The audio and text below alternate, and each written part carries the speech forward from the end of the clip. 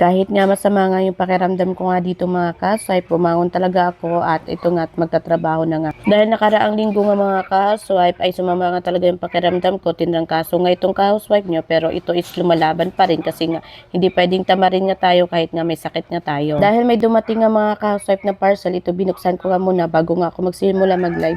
Yes, natrangkaso nga ako dyan mga ka-swipe pero nag-live pa rin ako sa araw na yan. Binuksan ko nga muna to mga ka-swipe para maisali ko na rin at maipakita ko na nga itong sample ko.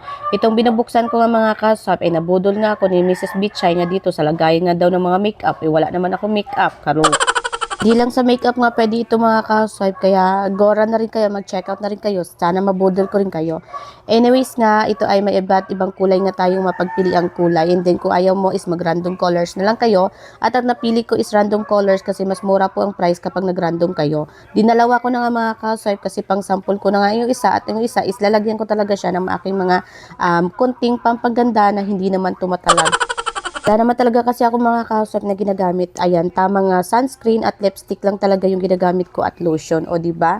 Wala pa kasimple nga ng ka-housewife nyo. At nung naayos ko nga at nabuksan ko na nga nung maayos mga ka-swipe, ito, tinry ko na nga kung ano mo pwedeng ilagay dito. At kinuha ko na nga din itong pabango nga ng anak ko, tsaka itong sunscreen, tsaka itong lip serum na ginagamit ko.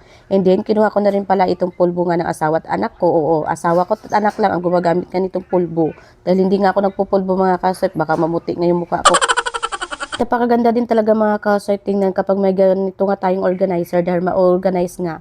At ito hindi na nga ako magsisigaw, kakahanap nga ng lip sa serum ko kasi nga meron nga akong kaagaw kahit nga wala akong anak na babae mga ka-swipe.